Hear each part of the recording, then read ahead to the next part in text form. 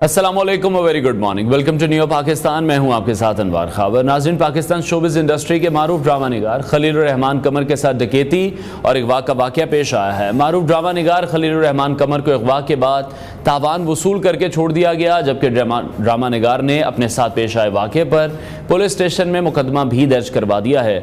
Police ने CCTV की मदद से खातून समेत 4 मुल्ज़िमान को भी धर लिया है। FIR के मुताबिक आमना उरूज नामी खातून ने खलीलुर रहमान कमर को घर बुलाकर साथियों के हमरा तशद्दुद का निशाना बनाया और उन्हें लूट लिया। ड्रामा निगार और मारूफ राइटर खलीलुर रहमान कमर को आमना उरूज नामी खातून ने ड्रामा बनाने का झांसा देकर अपने घर बुलाया। खलीलुर रहमान कमरे में बैठे ही थे कि 7 से 8 मुसल्लह अफराद दाखिल हुए। खलीलुर रहमान की आंखों पर पट्टी बांधी और उन्हें तशद्दुद का निशाना बनाया गया। मुल्ज़िमान ने खलीलुर रहमान को गाड़ी में बिठाया और 1 करोड़ रुपए का मुतालबा किया। गन पॉइंट पर उनसे ATM कार्ड के जरिए 2,60,000 रुपए भी निकलवा लिए। नकदी, पर्स, मोबाइल और कीमती घड़ी भी छीन ली गई। FIR के मुताबिक खलीलुर रहमान को कहा गया कि तुम्हें मारने का हुक्म दिया गया है, कलमा पढ़ लो, और एक फायर फिर उनके पाँव के करीब मारा गया। ऑर्गेनाइज्ड क्राइम यूनिट ने हनी ट्रैप करने वाली खातून समेत 4 मुल्ज़िमान को भी पकड़ लिया है, जबकि इस्तेमाल की गई जो गाड़ी है वो भी बरामद कर ली गई है। पुलिस ज़राए के मुताबिक इस वाक़े से मुतालिक मज़ीद तफ्तीश अभी की जा रही है। इस हवाले से मज़ीद भी आपको अपडेट करेंगे। अभी शामिल करते हैं टॉप स्टोरीज। चमकती और खूबसूरत जिल्द के लिए एस्थेटिक करवाना कितना ज़रूरी? फैमिली व्लॉगिंग के जरिए फहाशी फैलाने वाले यूट्यूबर्स नौजवानों के आइडियल। पंजाब KPK में मानसून बारिशों का चौथा स्पेल आज शुरू होगा।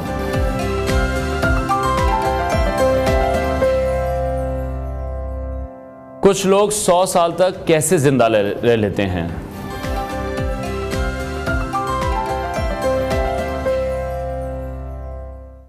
प्रोग्राम के आगाज में हम बात करेंगे आपकी स्किन के हवाले से। तो जदीद दौर में चमकती और सेहतमंद स्किन एक ख्वाब की तरह है, जिसका हुसूल आलूदगी, दबाव और मसरूफ तर्ज ज़िंदगी की वजह से खासा दुश्वार भी हो जाता है। अक्सर अफराद स्किन केयर और सेल्फ थेरेपी के लिए वक्त नहीं निकाल पाते हैं, और यही लापरवाही है जो कि कील महासों, बेरौनक जिल्द और सनबर्न का पेशखैमा भी बन सकती है। जिल्द की हिफाजत और देखभाल करना भी बहुत ज़्यादा इंपॉर्टेंट है, क्योंकि सिर्फ खूबसूरती का मामला नहीं है, बल्कि इसका सेहत से भी गहरा ताल्लुक है।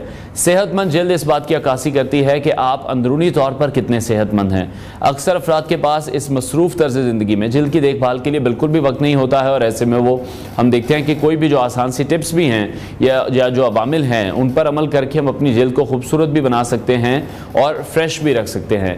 इसी हवाले से हम मज़ीद बात करेंगे। Aesthetic physician doctor Nada Hasan Syed ने हमें ज्वाइन किया है। डॉक्टर साहिबा, बहुत शुक्रिया आपके वक्त के लिए। अगर हमें अपनी स्किन को बेहतर रखना है तो सिर्फ यही नहीं है कि हम कुछ क्रीम्स का इस्तेमाल करते रहें या सिर्फ हम अपनी जिस्म पर कोई ना कोई प्रोसीजर्स करवाते रहें। इंटरनली भी बहुत ज़्यादा ज़रूरी है कि हमारी जो डाइट है वो भी ठीक होनी चाहिए, पानी का जो इंटेक है वो भी अच्छा होना चाहिए, डाइट भी बड़ी बैलेंस्ड होनी चाहिए। बाकी प्रोसीजर्स की तरफ भी हम आते हैं। जी, सबसे पहले तो आपकी डाइट और आपका स्लीप पैटर्न वो बहुत ज़रूरी है। ठीक है। Sleeping on at the right time. Basically जो हमारे रसूल पाक सल्लल्लाहु अलैहि वसल्लम ने एक एग्जाम्पल सेट किया है कि आप रात को जल्दी सोएं और सुबह जल्दी उठ जाएं। सो वो एक there is a very big, एक इसके पीछे एक साइंटिफिक बेसिस है। जब हम रात को सोते हैं और स्पेशली रात के अंधेरे में स्पेशल हार्मोन्स रिलीज़ होते हैं हमारी बॉडी में, जो हमारी बॉडी को हील करते हैं। तो जब आप सारी रात जागते रहेंगे तो वो हीलिंग कैसे होगी बॉडी की, और उसमें स्किन भी आ जाती है फिर overall. So yes, diet, proper sleeping habit, या आजकल जो स्क्रीन टाइम बहुत ज़्यादा यंगस्टर्स में देखा जा रहा है वो भी बहुत बुरी तरह से असरात उसके होते हैं आपके स्किन पे। ठीक है। और आजकल के मौसम में फिर जिस तरह से चेहरे पर कील महासे हैं या एक्नी अगर निकल रही है तो उसका क्या हल होगा? क्योंकि फिर उसमें हम देखते हैं कि सबसे पहले तो हम लोग टोटकों की तरफ ही जाते हैं, और घर की ख़वातीन उसमें तो बहुत ज़्यादा माहिर भी होती हैं, लेकिन फिर उन टोटकों के बाद जाना तो हमें फिर किसी न किसी स्पेशलिस्ट के पास है, किसी न किसी डॉक्टर के पास है। तो फिर कौन से ऐसे अमराज हैं जिसका फिर हमें सामना करना पड़ सकता है? देखिए, सबसे पहले तो कील महासे क्यों होते हैं? हर किसी को तो नहीं होते हैं, एक स्पेशल स्किन टाइप होती है जिसमें होते हैं जी। इसमें एक सबसे पहले तो ज़रूरी है कि आप राइट प्रोडक्ट्स यूज़ करें अपने स्किन के लिए। ठीक है। ये आजकल ये जो वाइटनिंग क्रीम्स का ट्रेंड चला है, स्पेशली जो पाकिस्तानी वाइटनिंग क्रीम्स हैं, वो आपकी स्किन को इतना डैमेज करते हैं कि आपके मुंह पे, चेहरे पे बाल, आपके चेहरे पे कील महासे, छाइयाँ सब जब आप उनको छोड़ते हैं तो वो स्टार्ट हो जाती हैं। ठीक है। अगेन मैं ये कहूँगी कि राइट प्रोडक्ट्स यूज़ करना, sun block, proper sun block आपकी स्किन के मुताबिक, ऑयली स्किन का अलग सन ब्लॉक होता है, क्रीम्स अलग होती हैं, लोशंस अलग होते हैं, दैट इज़ इम्पॉर्टेंट। उसके अलावा एक्ने जो है, जो आपके दाने निकलते हैं, वो एक बैक्टीरियल इन्फेक्शन है, तो उसके लिए अगर वो ज़्यादा हो तो एंटीबायोटिक क्रीम्स और एंटीबायोटिक खाने भी ज़रूरी होते हैं, और इनका रिलेशन हार्मोन्स के साथ भी होता है, स्पेशली फीमेल्स जिनके हार्मोनल इम्बैलेंस हो, तो उसमें प्रॉपर हिस्ट्री लेके और उसके मुताबिक ट्रीटमेंट्स होते हैं फिर। ठीक है। अच्छा, जिस तरह से आप ये बता रही हैं कि प्रॉपर स्किन के हिसाब से हमें सन ब्लॉक भी यूज़ करना है, क्रीम भी उसी हिसाब से लेनी है, लेकिन हम आसानी हमारे लिए, हमारे मुल्क में सबसे ज़्यादा क्या है कि हम किसी भी मेडिकल स्टोर पे जाएं और किसी को भी कह दें कि हमें ये सन ब्लॉक चाहिए, बिना ये जाने कि हमें सूट भी करता है या नहीं, और उसके बाद फिर हम देखते हैं कि मसले शुरू होते हैं। दैट्स ट्रू, बिल्कुल ऐसे ही होता है। तो और फिर बहुत सारे लोग ब्रेकआउट कर जाते हैं, किसी को रैश बन जाता है, कुछ लोगों की स्किन ज़्यादा ऑयली होती है, कुछ लोग ड्राइनेस की तरफ चले जाते हैं, इरिटेंट कॉन्टैक्ट डर्मेटाइटिस हो जाता है। सो जो द प्रोडक्ट्स जो आप यूज़ करते हैं स्किन पे, वो बहुत ज़रूरी होते हैं कि आप किस तरह के और कौन सी कंपनी के यूज़ कर रहे हैं। ठीक है। अच्छा, अक्सर लोगों की जो स्किन है वो ऑयली स्किन है, तो उसकी वजह से फिर सम टाइम उन्हें इचिंग भी होती है, या सम टाइम आपको उनका जो कलर है वो ज़रा डार्क टोन में जाता हुआ दिखाई देता है, उसका बेहतरीन हल क्या है, या फिर उससे बचाव कैसे मुमकिन है? देखिए, अल्लाह ताला की तरफ से कुछ लोगों की ड्राई स्किन होती है, कुछ लोगों की ऑयली होती है, तो उसको हम टोटल चेंज नहीं कर सकते। विद एज हमारी थोड़ी सी ऑयलीनेस विद एज भी कम होती है, skin goes to a dryer side with age, and I mean 40s 50s के बाद से। लेकिन इसके लिए स्पेशल एक तो सिरम्स होते हैं जो यूज़ किए जा सकते हैं ऑयली स्किन के लिए, और इसके स्पेशल फेस वॉशेस होते हैं जो आपकी जो एक्सट्रीम ऑयलीनेस है उसको कम करते हैं। लेकिन जो सबसे ज़रूरी चीज़ एक मैं जो लोगों को बताती हूँ वो ये है कि कुछ लोगों को फेस पे पसीना ज़्यादा आता है और कुछ लोगों की ऑयली स्किन होती है। These are two different things. तो क्योंकि वो डिफरेंट ऑयलीनेस आपके पाइलोसेबेशियस ग्लैंड से होगी, और जो स्वेटिंग होती है वो आपकी उससे होती है, स्वेट ग्लैंड्स होते हैं जो आपकी स्किन में। So these are two different things, इसको प्लीज़ वो मिक्स ना करें, बिकॉज वो फिर products are different for those, और इसको फिर डिफरेंट तरीके से ही यकीनी तौर पर ट्रीट भी करना है। बिल्कुल बिल्कुल, वो डिफरेंट तरीके से ट्रीट होते हैं, उनके ट्रीटमेंट्स डिफरेंट होता है। ठीक है। अच्छा, क्लिनजिंग जो है रोज़, वो कितनी ज़रूरी है, ख़ासतौर पे जो मीडिया पर्सनालिटीज़ हैं, जैसे हम लोग भी हैं, डेली हमें मेकअप भी करना है, तो क्लिनजिंग फिर किस तरह से करनी चाहिए, उसकी मज़ीद क्या एहतियात है कि मेकअप अच्छी तरह से रिमूव होना चाहिए? जी, वो बिल्कुल होना चाहिए। There something called micellar water. ठीक है। उसके साथ आप साफ़ करें अपनी स्किन को, जिल्द को अच्छी तरह से, और उसके बाद जो भी आपका फेस वॉश है जो आपकी स्किन के मुताबिक सूटेबल है, ठीक है, वो आप यूज़ करें। और हम जनरली फेस वॉश बस 2 सेकेंड रब करके छोड़ देते हैं, कम से कम 3 to 4 मिनट्स आपने उसका मसाज करना है अपने फेस पे, फेस वॉश का भी, and then you wash it off. ठीक है। और जिस तरह से मेकअप का तो आपने बताया कि अब इस तरह से ये एक प्रोसीजर है, उसको हमें फॉलो करना चाहिए। एस्थेटिक में कौन कौन से ऐसे प्रोसीजर्स आगे हैं और वो कब स्टार्ट करने चाहिए? एक सर्टन एज है, एक एज लिमिट है, या अब हम देखते हैं कि सेलिब्रिटीज़ को देखकर बहुत से ऐसे लोग हैं जो फिर जल्दी उन प्रोसीजर्स की तरफ जा रहे हैं? जी, 18 से बिलो बहुत सारे प्रोसीजर्स हैं जो अप्रूव नहीं है, FDA अप्रूव नहीं है। जैसे बोटॉक्स है जो रिंकल्स के लिए करते हैं, या फिर फिलर्स हैं, वो 18 से पहले नहीं करने चाहिए। It's not legal. ठीक है, लीगल भी नहीं है। नहीं, इट्स नॉट, FDA अप्रूव भी नहीं है, वो करने भी नहीं चाहिए 18 से पहले। हाँ, कुछ ट्रीटमेंट्स हैं जो हो सकते हैं, जैसे अगर आप 15-16 की एज में हैं, को एक्ने है, तो कुछ हल्की सी chemical peels we can use, but जो ये टॉक्सिन्स, फिलर्स, थ्रेड्स, ये चीज़ें आप 18 के बाद करेंगे। अब हर किसी की स्किन डिफरेंट है। अब देयर आर गर्ल्स जो नॉर्दर्न एरियाज़ की हमारी होती हैं, बहुत they got beautiful skins, but आप देखें कि 25-26 की एज में उनकी स्किन पे रिंकल्स आने शुरू हो जाते हैं। तो उसमें बहुत दफ़ा ऐसे होता है कि उनकी शादियां नहीं हो रही होती हैं, रिंकल्स हैं, बूढ़ी लग रही है, आई थिंक जैसे जब आपको इन्फेक्शन होती है तो आप उस टाइम पे एंटीबायोटिक लेते हैं, बिल्डिंग नहीं करते हैं। सो एक ये बहुत मिसकंसेप्शन है कि 40s के बाद ही करना है हमने। आपको रिंकल्स आ गए हैं, डीप रिंकल्स हैं, इससे पहले कि वो इतने डीप हो जाएं कि बोटॉक्स भी उसको इतना हल ना कर सके, why don't you go for it when it will work for the 6 months। जब बोटॉक्स काम कर रहा होता है वो उन 6 महीने के लिए आपकी एजिंग स्टॉप कर देता है। It actually freezes your age. तो it really depends, it varies from person to person, कब स्टार्ट करनी चाहिए, किस टाइम पे क्या ट्रीटमेंट चाहिए।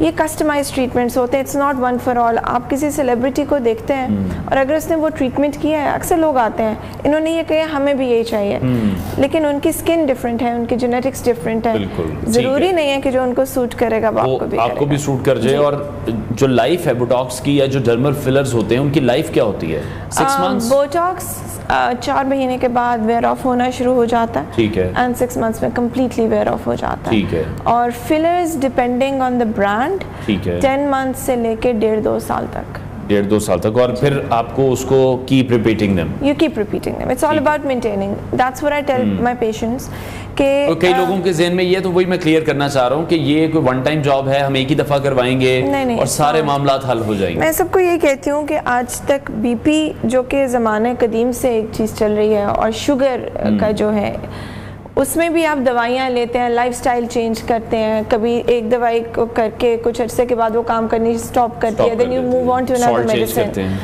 सो इसी तरह यू मेंटेन इट, आप उसको मेंटेन करते हो, आप उसको ख़त्म, कोई क्योर नहीं है उसका, इट्स अबाउट मेंटेनिंग इट। आपकी स्किन भी इट्स अबाउट मेंटेनिंग इट। आप एजिंग के साथ आपकी जेनेटिक एजिंग भी चल रही है, आपकी एक्सट्रिंसिक जो धूप और स्मोकिंग या इन चीज़ों की वजह से, जैसे पोल्यूशन की वजह से चल रही है, ये दोनों चीज़ें साथ साथ चल रही हैं, तो वो फिर साथ साथ आपको इसको मेंटेन भी करना है ना। अगर मैं ये कहूँ मेरी ड्राई स्किन है और मैं एक फेशियल करा लूँ और मेरी सारी उम्र के लिए ड्राइनेस खत्म हो जाए, दैट्स नॉट पॉसिबल नहीं है। लेकिन अच्छा, ये जितने भी प्रोसीजर्स आप बता रही हैं, कितने आसान हैं टू मेंटेन या कितने मुश्किल हैं टू मेंटेन?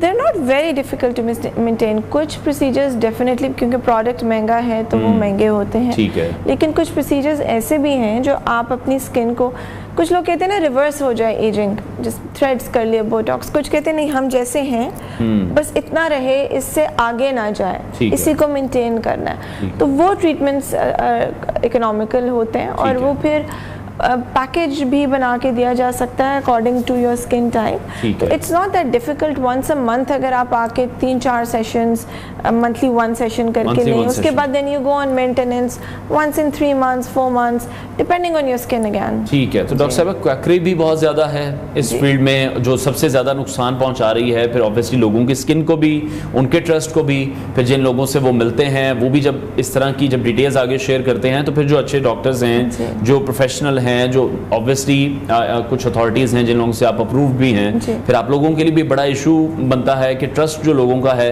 वो बड़ी मुश्किल से डेवलप होता है। मुश्किल से डेवलप तो होता है एक्चुअली। आजकल सोशल मीडिया पे बहुत गलत चीज़ें भी दिखा रहे हैं फेस के लिए, विद दैट मैं सिर्फ ये कहूँगी कि जो ऑथेंटिक है ना, अगर कोई आपको कोई बात बता रहा है सोशल मीडिया पे, तो उसका रेफरेंस उनसे पूछें कि what is the reference, what is the research, and make sure that they are इधर कोई मेडिकल से रिलेटेड, जैसे all over the world, Pakistan में नहीं लेकिन नर्सेज यूके अमेरिका में दे कैन परफॉर्म एस्थेटिक्स, क्योंकि वो बहुत ज़बरदस्त उनकी ट्रेनिंग होती है, they are trained very well in those countries. यहाँ पे doctors are allowed, MBBS doctors. तो अब ये देखें कि आप किसी MBBS डॉक्टर के पास जा रहे हैं या आप किसी लेमैन के पास जा रहे हैं, क्योंकि आजकल कुछ सैलून्स में भी स्टार्ट हो गया है ये। बिल्कुल, मैं इसी तरफ आने लगा था कि हाइड्रा फेशियल अब हम देख रहे हैं कि तमाम सैलून्स कर रहे हैं, और बहुत से डॉक्टर से हमारी पहले भी बात हुई तो उनका कहना यही कहना था कि ये बिल्कुल जो ट्रेंड लोग होते हैं, जो प्रोफेशनल हैं, उनके अंडर ऑब्जर्वेशन होने चाहिए तमाम जो प्रोसीजर्स हैं जो आमतौर पर सैलून्स पे हो रहे हैं। मैं आपको थोड़ा सा एग्जाम्पल दूंगी। मैं हर सैलून की बात नहीं करती, कुछ मेरे पास जो पेशेंट्स आते हैं फॉर एग्जांपल जिनके एक्ने की स्किन होती है, उनको जो फेशियल्स करते हैं उनको बता रही होती हैं आप विटामिन C सीरम यूज़ कर लें। Vitamin C serum active acne पे यूज़ नहीं किया जाता, उसके स्पॉट्स के लिए किया जाता है जब एक्टिव एक्ने ख़त्म हो जाता है। It will actually flare it up और मज़ीद इरिटेट करेगा आपकी स्किन को। तो जब तक आपको बैकग्राउंड नॉलेज नहीं है प्रोडक्ट्स का, आप किसी को कैसे बता सकते हो इस चीज़ का, और वो फिर लगाते हैं, उनका एक्ने मज़ीद वर्स होता है। एंड देन जब हम हाइड्रोफेशियल करते हैं, हर स्किन के लिए डिफरेंट सिरम्स होते हैं, डिफरेंट प्रोडक्ट्स होते हैं, और कुछ पील्स हम यूज़ करते हैं जो कि सिर्फ प्रोफेशनली डॉक्टर्स को ही अवेलेबल होते हैं। और जो हाइड्रोफेशियल के जो सक्शन के अंदर जो पानी लगता है, जिसे हम हाइड्रोडर्म एब्रेजन कहते हैं, उसमें भी स्पेशल सिरम्स यूज़ होते हैं, वो खाली पानी नहीं होता, वो भी अकॉर्डिंग टू स्किन होता है। ठीक है। अच्छा, एक्नी के बाद जो सबसे बड़ी प्रॉब्लम है वो पोस्ट एक्नी स्कार्स हैं, जो कि फिर आपके स्किन पर खड्डे से बन जाते हैं। जी। उसके लिए क्या ट्रीटमेंट है? उसके लिए क्या फेस पीआरपी है या डर्मल फिलर्स हैं, या obviously fillers do work, yes, but then again 6 माह, क्योंकि बहुत पतला फिलर डलता है, सुपरफिशियल थोड़ा डालना होता है, तो लेस डेंस फिलर जिसको कहते हैं, तो वो 6 माह से ऊपर रहता नहीं है। ठीक है। तो जनरली आप उसको खुद से कोलेजन इंड्यूस करें। देयर आर थ्रेड्स बिल्कुल पतले पतले माइन्यूट जो हम स्किन में डालते हैं, तो वो कोलेजन बनाना शुरू कर देते हैं। इसके अलावा there is micro needling with PRP. आजकल एक पीआरएफ आया हुआ है, that is very good, that helps. Carbon dioxide laser है, लेजिंग रिसर्फेसिंग होती है। अभी हम याग लेज़र्स हैं जो इसमें हेल्प करते हैं। बट देन इसके सेशंस होते हैं, एंड आई थिंक एवरीथिंग, जहाँ पे भी आप जो भी ट्रीटमेंट करें एक्ने का, उसको अगर आप कंबाइन करें स्कार्स का, अगर पीआरपी के साथ कंबाइन करें, even if you getting lasers done, उसका रिजल्ट बहुत अच्छा आता है, बट मल्टीपल सेशंस लेने पड़ते हैं। And the sooner you get it the better. जितना लेट करवाओगे उतना कम फ़र्क पड़ेगा, जितना जल्दी कराएंगे उतना ज़्यादा असर आएगा। ठीक है। जैसे आपने नाम लिया माइक्रो नीडलिंग, तो वो सुन के भी थोड़ा सा डर लगता है कि नीडल्स आपके फेस पे, ऑब्वियसली उसको फिर प्लाज्मा भी इंजेक्ट होना है, तो वो कितना पेनफुल प्रोसीजर है? It is not painful, it's बहुत माइल्डली पेनफुल होता है, लगता बड़ा डरावना है, खून निकल रहा है, नीडलिंग हो रही है, पर it's not at all what it looks like. एक तो हम नमिंग क्रीम अप्लाई करते हैं, फेस बिल्कुल सुन हो जाता है। ठीक है। और जब उसका इफेक्ट ख़त्म होता है तो आपको हल्की सी इरिटेशन रहती है, तो वो पहली दफ़ा बहुत सारे लोग बहुत डर रहे होते हैं कि इंजेक्शन लगेगा, ये होगा, बट नेक्स्ट टाइम बड़े खुशी खुशी खुद ही आता है। ठीक है। और फिर उसके बाद आपको जो एहतियात है वो भी फिर करनी है, धूप से भी आपको बचना है, धूप से स्किन को बचना है, सेफ रखना है, ताकि हीट से बचना है, मॉइस्चराइजेशन प्रॉपर करनी है, बिकॉज इट्स आपको एक कंट्रोल्ड इंजरी दे रहे हैं ना हम, तो उसको आपने एक बड़े अच्छे तरीके से ख्याल करना। आपकी स्किन थोड़ी ड्राई भी होगी, सन ब्लॉक का इस्तेमाल भी करना है, कुछ सूदिंग क्रीम्स देते हैं, उसको कोई ना कोई यूज़ करनी है। ठीक है। अच्छा, जितनी तेज़ धूप अभी पाकिस्तान में आजकल के मौसम में है या गर्मियों में जिस तरह से रहती है, सन ब्लॉक का बस थोड़ा सा गाइड कर दीजिएगा कि कितना इम्पोर्टेंट है, और खुद से कैसे हम ये तशखीस अपनी करें कि हमें कौन सा सन ब्लॉक सूट करेगा। देखिए बहुत सारे, again we have to go to some specialist. नहीं, you should go to a specialist, लेकिन एक बात ज़रा जहन में रखें कि अगर आपका ऑयली स्किन है तो go for gel based products. Cream based products जो हैं वो ऑयली करेंगे मज़ीद आपकी स्किन को, तो जेल बेस्ड प्रोडक्ट्स यूज़ करें जो ऑयली स्किन में। ड्राई स्किन के क्रीम बेस्ड जो है सन ब्लॉक यूज़ कर सकते हैं, and go for good brands जो कि इंटरनेशनली भी रिकग्नाइज्ड हैं, बिकॉज उनके कोई, अब obviously I'm not going to name any names, but there are some very good brands on the market जो internationally भी यूज़ होते हैं। अगर आप वो यूज़ करें तो it's better if you can't go to a specialist for some reason। तो सन ब्लॉक यस, और कम से कम 15 मिनट पहले घर से निकलने से या धूप में जाने से आपने पहना है, वरना फ़ौरन लगा के जाएंगे तो वो एफिकेसी नहीं होगी। ठीक है। बहुत शुक्रिया। Aesthetic physician doctor Nada Hasan Syed हमारे साथ इन कॉन्वर्सेशन थी।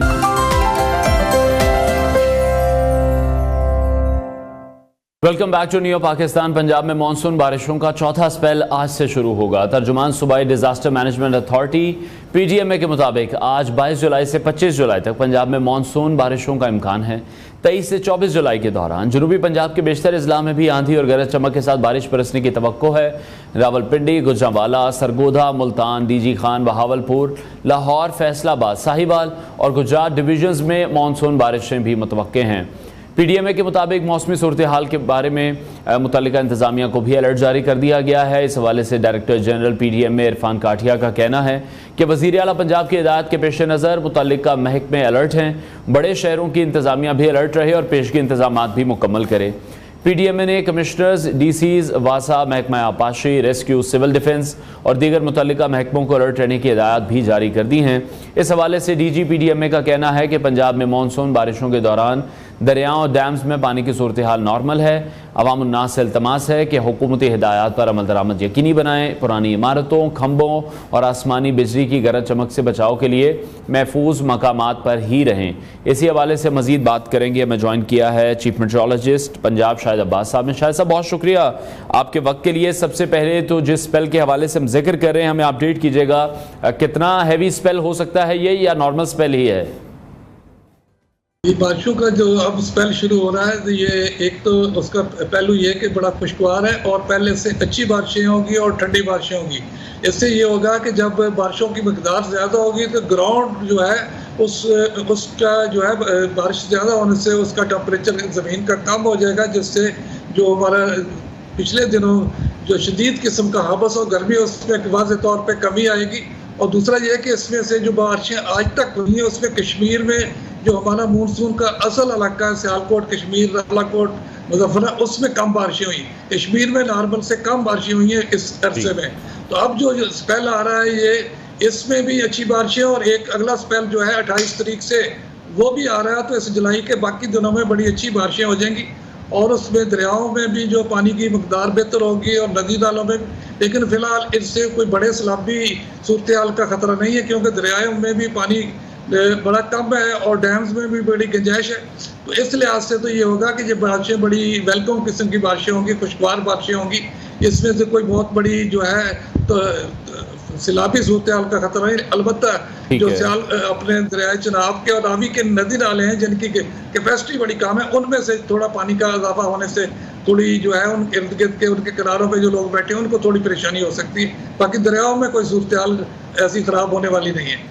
ठीक है शाह साहब, जिस तरह से आप कह रहे हैं कि दरियाओं की सूरत हाल भी इस वक्त नॉर्मल है, डैम्स की सिचुएशन के हवाले से भी एक तो अपडेट कीजिएगा। सेकेंडली, लेकिन फिर जब बारिशें होती हैं, ये सीज़न जब भी स्टार्ट होता है, जब भारत की तरफ से पानी छोड़ा जाता है, फिर हम देखते हैं कि दरियाओं में सिचुएशन भी ख़राब हो जाती है, पानी की जो मकदार है फिर वहाँ पर भी बढ़ जाती है। जी, तो वो सूरत हाल उस वक्त आती है जब हमारे डैम या इंडिया के डैम तकरीबन 80% तक भरे हुए हों, तो फिर वो पानी छोड़ने की सूरत है। अब तो जो डैम्स हैं वो 50% से भी नीचे हैं और अभी जो है वो एक दो बारिशों के बड़े स्पेल जो तो उसमें से बड़ी आसानी से अकोमोडेट हो जाएंगे। नॉर्मली ये सूरत हाल पैदा होती है अगर रूटीन का जैसे सीज़न चल रहा है तो 10 अगस्त के सेकंड वीक के बाद ये सूरत हाल पैदा होती है कि जब डैम आपके भरे होते हैं, फिर आपको उस गुंजाइश को मेंटेन रखने के लिए या उसको मैनेज करने के लिए पानी डैम से छोड़ना पड़ता है। अभी तो जितना पानी है ना, इतनी बहुत बड़ी बारिशों का अभी एक्सपेक्टेड भी नहीं है कि जो बहुत बड़े जो है दरियाओं में सैलाबी रेला बनाए, लेकिन जितना होगा वो तो बड़े अच्छे तरीके से डैम्स में मैनेज हो जाएगा। ठीक है, और जिन शहरों का हमने जिक्र किया है जिनमें रावलपिंडी, गुजरांवाला, सरगोदा है, फैसलाबाद है, साहिवाल है, लाहौर है, यहाँ पर भी अर्बन फ्लडिंग का कोई खतरा ऐसा मौजूद नहीं? जी, इनमें शहरों में तो देखिए हमारे यहाँ जी शाह साहब, हमें सुन पा रहे हैं आप? जी हाँ, बिल्कुल सुन पा रहे हैं। जी तो जी, कंटिन्यू कीजिए। ये कि उसमें से ये जो नशेबी इलाके हैं शहरों के, उसमें से ड्रेनेज का मसला हो सकता है, क्योंकि आजकल बारिश जो होती है वो उसकी मकदार जो है काफ़ी उसकी इंटेंसिटी ज़्यादा होती है। आज के खास तौर पे 15 जुलाई के बाद जो है और एंड अगस्त तक ये पीक सीजन होता है मानसून का, जिसमें बड़ी बारिशें होती है। तब हम उस फेज में है कि जिसमें से 1 घंटे में 40-50 मिलीमीटर भी बारिश हो सकती है। तो हमारे जो वासा के सिस्टम है ड्रेनेज की, उसकी कैपेसिटी 25-30 मिलीमीटर से ज़्यादा नहीं है। तो अगर होगी तो उसमें से डेफिनेटली ऐसी सूरत हाल बनेगी कि जिसमें से नशेबी इलाकों में पानी होगा। लेकिन वो ये कि इनके सिस्टम में काफ़ी ये लोग एफिशिएंट है, लेकिन ये 2-3 घंटों में वो पानी निकाल लेंगे। दूसरा इसमें एक और इशू भी होता है कि बारिश होती किस टाइम है। अगर बारिश लेट नाइट या अर्ली मॉर्निंग होती है, जब नॉर्मली पानी जो है इनका ट्यूबवेलों का इस्तेमाल कम हो रहा होता है, तो इनका ड्रेनेज सिस्टम जो है उसके ड्रेनेज खाली होती है। अगर सुबह 6 बजे के बाद 10-11 बजे तक होती तो वैसे ही पानी इस्तेमाल होता है, इनका सिस्टम पहले ही फुल चल रहा होता है, तो फिर बारिश का पानी निकलने में थोड़ा टाइम लगता है। अगर बारिश लेट नाइट और अर्ली मॉर्निंग हो जाती है तो फिर वो ड्रेन आउट जल्दी हो जाता है, उसमें टाइम का इशू होता है। ठीक है शाह साहब, एक आखिरी कमेंट कीजिएगा नॉर्दर्न एरियाज के हवाले से, जो टूरिस्ट हैं उनके लिए क्या एडवाइजरी है? देखिए ये स्पेल जो है ना, पहले स्पेल जो थे वो नॉर्दर्न एरिया तक इतने बड़े नहीं थे। इनमें ये है कि नॉर्दर्न एरिया में भी अच्छी बारिशें होंगी, तो उसमें ये है कि एक तो डे टू डे जो हमारी फोरकास्ट को देखते रहें, दूसरा ये है कि ये जो 2-3 दिन है इनको अवॉइड कर ले तो ज़्यादा बेहतर है। उसके बाद मौसम और पहाड़ों पे भी खुशगवार हो जाएगा, तो उनको जाने के लिए आसानी भी होगी और उसको एंजॉय भी कर सकेंगे। ठीक है, बहुत शुक्रिया चीफ मेट्रोलॉजिस्ट पंजाब शाहिद अब्बास साहब हमारे साथ इन कॉन्वर्सेशन थे। ब्रेक लेते हैं नाज़रीन, ब्रेक के बाद आपको दोबारा ज्वाइन करेंगे।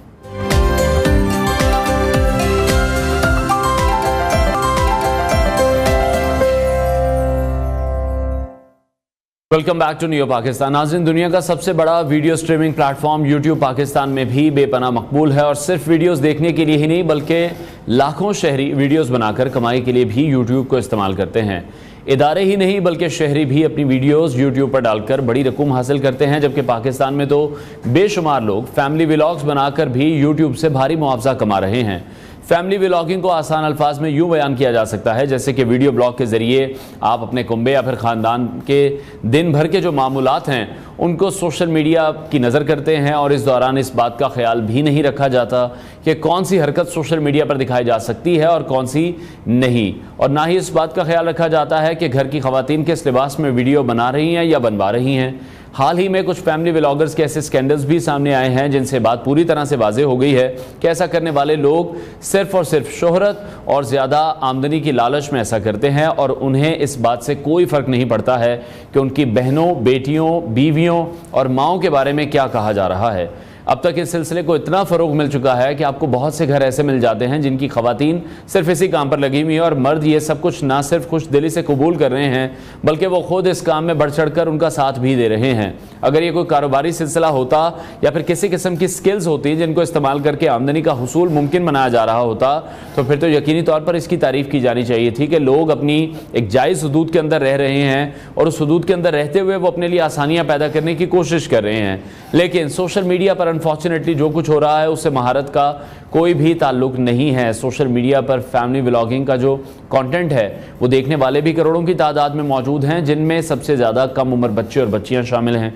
ये कंटेंट उनके जहनों पर भी बहुत मनफी नकूश छोड़ रहा है और ऐसे कंटेंट से हमारे माशरे में क्या बिगाड़ पैदा हो रहा है, इसी पर बात करने के लिए आज हमें ज्वाइन कर रही हैं सोशल मीडिया एनालिस्ट हैं अक़दस वहीद संदेला साहिबा। उनसे बात करेंगे। अक़दस साहिबा, बहुत शुक्रिया आपके वक्त के लिए। आज का जो दौर आ चुका है उसमें भी यही कहा जाता है कि अगर आपसे बच्चा फ़ोन मांगता है और तो दूसरे हाथ में आपको अगर बच्चे के कोयला भी रखना पड़े तो आप कोयला रख दें, फ़ोन उसके हाथ में ना पकड़ाएं। जितनी बड़ी मुसीबत ये बन चुका है। बिल्कुल ऐसा ही है, क्योंकि जो कंटेंट दिखाया जा रहा है स्पेशली वो ऐसा नहीं है कि बच्चे उसको देख सकें। डेफिनेटली अभी आपने फैमिली व्लॉगिंग की बात की। फैमिली व्लॉगिंग में आप देखें तो जिस तरह का कंटेंट है आपका नहीं ख्याल आप क्या अपने बच्चों के साथ उसको बैठकर देख सकेंगे? नहीं देख सकेंगे, because there are so many things, personal life things जो कि वो उसको दिखा रहे होते हैं। आपकी शादी हो रही है, आप शादी के सारे इवेंट दिखा रहे हैं, आप शादी के अगले दिन की वीडियो दिखा रहे हैं, तो डेफिनेटली आप एक जो आइडिया देना चाह रहे हैं लोगों को वो ऐसा नहीं है कि बच्चे उसको देख सकें। जहाँ तक आपने बच्चों की बात की, बहुत सारा ऐसा कंटेंट मौजूद है जो कि अनफिल्टर्ड कंटेंट है। देखिए इंटरनेट जो है इट्स अ वास्ट वर्ल्ड, ठीक है, वहाँ पर हर चीज़ जो है वो मौजूद है।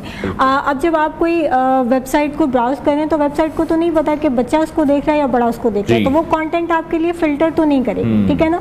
वेबसाइट पे तो जो कंटेंट पड़ा है वो आपको दिखाया जाएगा।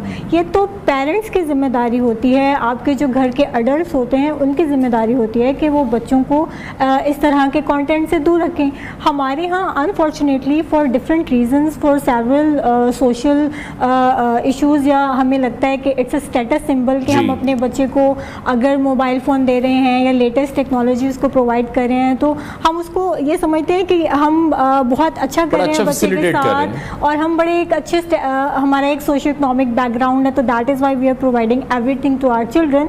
लेकिन प्रॉब्लम ये है कि जब आपने प्रोवाइड कर दिया है तो क्या आपकी ये जिम्मेदारी नहीं कि आपने उसके कंटेंट को देखना भी है कि बच्चा क्या दे रहा है। और सबसे बड़ी बात यह है कि आप छोटे बच्चों को इतनी जल्दी नहीं दिखा सकते ये सारा कंटेंट, फर्स्ट थिंग।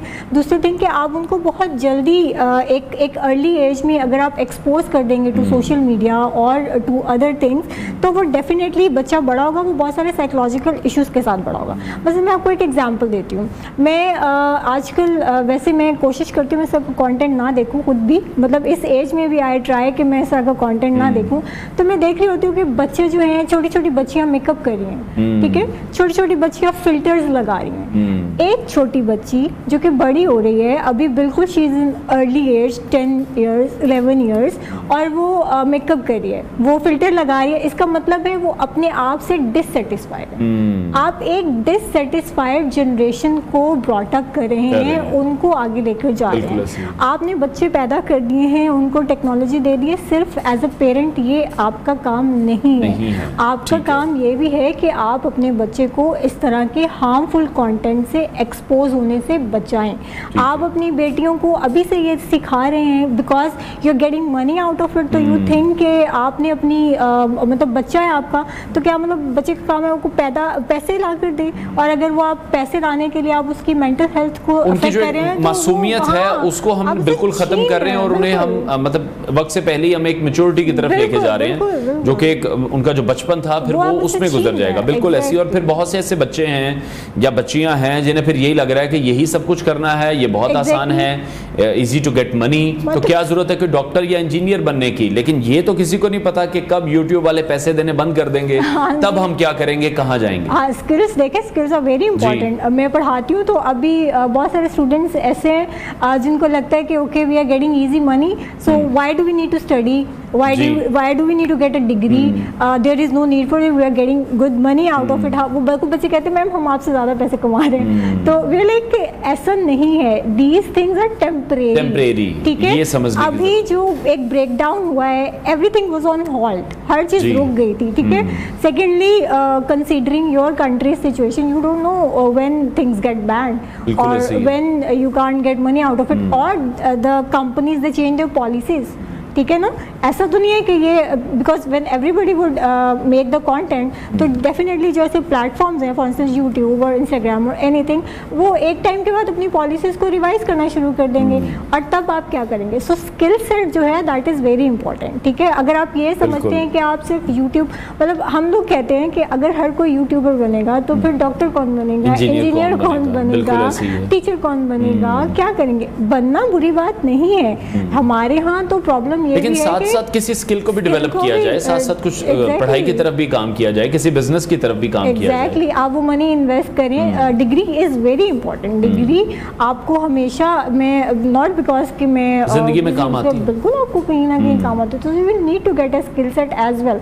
आप सिर्फ इस पे रिलाई नहीं कर सकते कि आप यूट्यूब से अर्न करना, ठीक है। लेकिन अब ये भी हम देख रहे हैं कि जिस तरह से फिर लोग इन्फ्लुएंस हो रहे हैं कि वो ऑब्वियसली जब हम वो तमाम व्लॉग्स देखते हैं, हम यूट्यूबर्स के बड़े बड़े घर देख रहे हैं, उनके हम ट्रैवल डायरीज देख रहे हैं, उनके जब हम महंगी महंगी गाड़ियां देख, क्योंकि वो भी एक रेस चल रही है सोशल मीडिया पर, टिकटॉकर्स वर्सेस यूट्यूबर्स, कि कौन सबसे ज्यादा महंगी गाड़ी खरीदेगा। तो बच्चे के ज़हन में तो ये आ रहा है कि ये लोग तो पैसा करोड़ों में छाप रहे हैं, तो इट्स वेरी इजी कि यही काम शुरू करते हैं, अपनी फैमिली को दिखाते हैं या फैमिली व्लॉगिंग करते हैं। ठीक है, वो उनकी अपनी फैमिली का कंसेंट जरूर है, लेकिन वो पूरे मुआशरे पर क्या असर कर रहा है वो बड़ा खराब है। अच्छा, इसमें दो चीजें समझने की जरूरत है।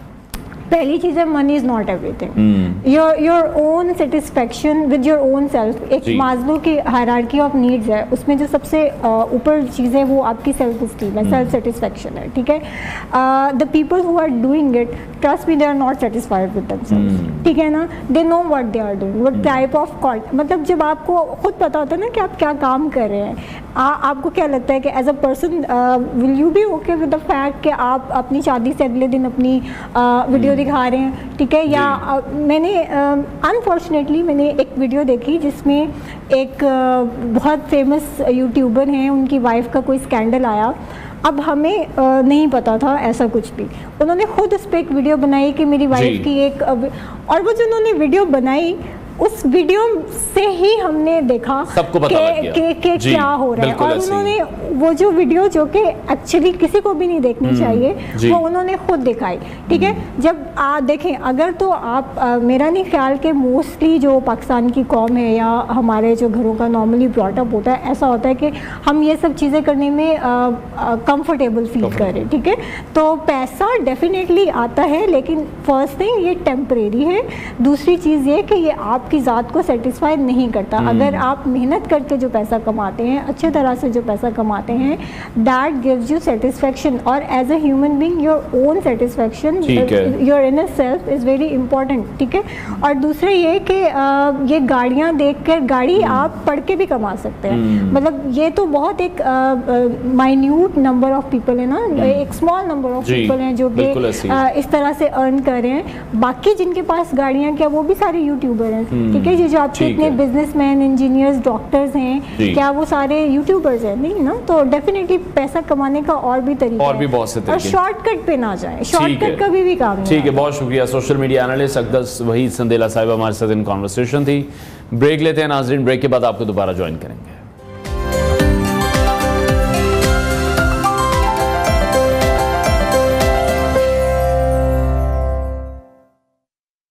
Welcome back to new Pakistan. Pakistan ने जर्मनी के शहर फ्रैंकफर्ट में पाकिस्तानी काउंसिल खाने पर अफगान शहरियों के हमले पर जर्मन सफीर को दफ्तर खारजा तलब कर लिया है। गुज़श्ता रोज़ अफगान शहरियों की जानिब से फ्रैंकफर्ट में एहतजाज के दौरान पाकिस्तानी काउंसिल खाने पर धावा बोला गया, पथराव भी किया गया और पाकिस्तानी परचम भी उतारा गया। रिपोर्ट्स के मुताबिक अफगान बाशिंदों ने पाकिस्तानी परचम जलाने की कोशिश भी की।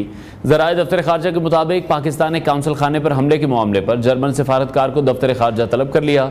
ज़राए दफ्तर खारजा ने बताया कि जर्मन सफ़ीर को फ्रैंकफर्ट में पाकिस्तानी काउंसलेट वाक़े पर शदीद तहफ़्फ़ुज़ात से आगाह किया गया। इससे कबल पाकिस्तान के सिफारती हुक्काम ने जर्मन वज़ारत खारजा से एहतजाज भी किया था और फ्रैंकफर्ट में अफगान शहरियों के हाथों पाकिस्तानी काउंसिल खाने पर पथराव और पाकिस्तानी परचम उतारने के वाक़े की तहकीकात का मुतालबा भी किया था। दफ्तर खारजा हुक्काम के मुताबिक जर्मन हुक्काम ने वाक़े की तहकीकात कराने की यकीन दहानी भी कराई है। इस हवाले से आपको मज़ीद भी बताते चलें कि तर्जुमान दफ्तर खारजा मुमताज़ ज़ारा बलूच ने कहा है कि जर्मनी के शहर फ्रैंकफर्ट में इंतहा पसंद गिरोह की जानिब से काउंसिल खाने पर हमले की मजम्मत करते हैं। वायाना कन्वेंशन के तहत मेज़बान हुकूमत की यह जिम्मेदारी बनती है कि काउंसलर अहाते के तकद्दुस की हिफाजत करे और उनकी सलामती को भी यकीनी बनाए। तर्जुमान दफ्तर खारजा ने कहा कि इससे काउंसिल अमले की जान को ख़तरा लाहक हुआ है। हम जर्मन हुकूमत को अपने शदीद एहतजाज से आगाह कर रहे हैं। जर्मन हुकूमत पर जोर देते हैं कि वायाना कन्वेंशन के तहत अपनी जिम्मेदारियाँ पूरी करने के लिए इकदाम किए जाएँ। जर्मन हुकूमत जर्मनी में पाकिस्तानी सिफारती मिशन अमले की सलामती को यकीनी बनाने के लिए इकदाम करे। यह इंतहाई अफसोसनाक वाक़या था जिस हवाले से हम आपको रिपोर्ट कर रहे थे। मुल्की सियासी सूरत हाल के हवाले से हम कुछ बात करेंगे। वफाकी वज़ीर इत्तलात अता तारड़ की जानिब से दावा किया गया है कि बानी PTI पर आर्टिकल 6 के फैसले पर पाकिस्तान पीपल्स पार्टी भी हुकूमत के साथ इस वक्त खड़ी है और दोनों जमातों में इस बात पर भी इत्तेहाद है। इस्लामाबाद में प्रेस कॉन्फ्रेंस की अता तारड़ ने और उनका ये कहना था कि बनू में ताजरों का एक एहतजाज था, उसमें कुछ लोग इनके शामिल हो गए। इनके लोगों ने उस जगह पर पहुंचकर फायरिंग कर दी जिससे भगदड़ मची और 22 अफराद जख्मी भी हुए हैं। PTI की एक कोशिश थी कि फौज पर इल्ज़ाम लग जाए कि सिविलियंस को मारा गया है। उन्होंने कहा कि बनू वाली साजिश भी आपके सामने है और जो सूरत हाल हम देख रहे हैं KP हुकूमत इस हवाले से कुछ भी कहती रहे, इस तमाम तर सिचुएशन में इस वाक़े में आपके लोग मुलव्वस हों, उसकी तहकीकात आप खुद कैसे करवा सकते हैं। तो वफाकी वज़ीर की जानिब से दावा भी किया गया है कि बानी PTI पर आर्टिकल 6 के फैसले पर पीपल्स पार्टी भी हुकूमत के साथ है। उन्होंने कहा है कि PTI दहशतगर्द जमात है और हम यही समझते हैं कि यह मुल्क के लिए ख़तरा है। ये और पाकिस्तान इकट्ठे नहीं चल सकते हैं। तहरीक इंसाफ पर पाबंदी के जो उसूली फ़ैसले हैं उस पर भी अभी मुशावरत जारी है और उनका ये कहना था कि बैनुल-अक़वामी जरीदे में आर्टिकल ये आया है कि बानी PTI को डेथ सेल में रखा गया है। शहबाज शरीफ को कमर की तकलीफ के बावजूद भी बख्तरबंद गाड़ी में लाया जाता था, जबकि बानी PTI के ये अल्फाज थे कि मैं AC उतार दूंगा, TV बंद कर दूंगा, दवाइयाँ नहीं जाने दूंगा। लेकिन अडियाला जेल में इस वक्त वो खुद मौजूद हैं और उनका एक प्रेसिडेंशियल स्वीट उनके पास है।